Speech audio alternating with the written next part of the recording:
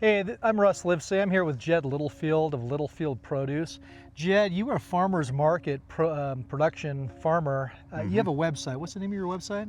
Littlefield Produce is what we go by. We have a website you can buy from them, littlefieldproducesquare.net.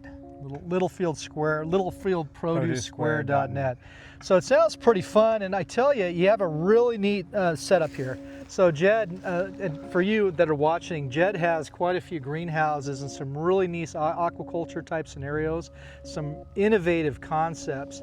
But the reason I wanted to come over here is because Jed was one of our customers at CatchSunlight.com, and he bought one of our greenhouses and he constructed it himself. I think you did a pretty good job.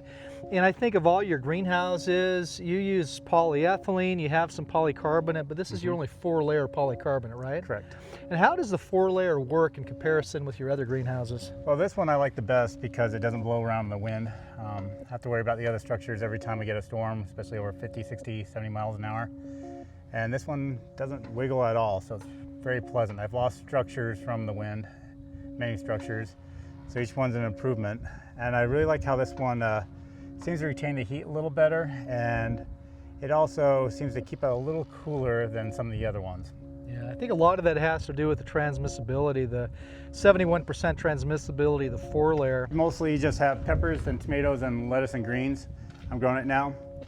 Peppers along the wall because they're a little shorter. I have some trellising of tomatoes here down the center, and they're getting ripe. And as well as over here, I have just different lettuces and greens I grow, just kind of rotate them as time goes on. So I do different kind of greens. So Jed, I'm kind of curious, you know, if you had to talk to some customers, and CatchSunlight's actually selling quite a few greenhouses now, but I want to make sure that the customers coming and buying our greenhouse solutions, they're aware of a real-world commercial experience. And you are a commercial grower. You do sell every Saturday at the farmer's market, for instance, in Idaho Falls. But if you had some suggestion for a customer looking for greenhouses, what would you ask them or recommend that they look for in a design and that kind of thing?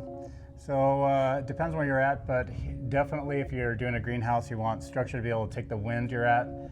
Again, I've lost at least 5 different greenhouses due to, I wouldn't ever go PVC ever again. I've tried many versions, all of them have not been able to handle the wind. So I like steel structures with the outside of polycarbonate is preferred. What I really like is having these things that you can build on to support your trellising on if you do trellising. So I'm a big fan of cross beams. And of course, I like them spaced about every 4 feet, but you can do 8. It's just you have to do some wiring or something between.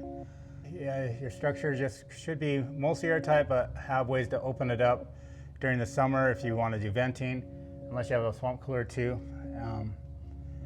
So you just want your structure to be strong and capable of doing what you're trellising or whatever inside, and that's pretty much it. One thing I've noticed being in here, and keep in mind today it's I think about 95, 96 degrees outside. And this greenhouse, you don't have any side vents, and you have some very small end wall vents, and that's it. And I'm really surprised it's not crazy hot in here. I think it's comfortable. It does not get as hot as the polycarbonate. I mean the polyethylene? Polyethylene. Yeah, that's interesting. I find that very interesting. Hey Jed, one other question. I'm kind of curious. You built this yourself. You bought the kit. And first off, I think the kit comparatively was fairly reasonably priced. But what do you think about the installation process? Did you find that uniquely challenging in comparison with other vendors, other designs? I wouldn't say it's more challenging. The design of these are pretty similar in some ways. The most important part is to square it off and you do it right and do your spacing.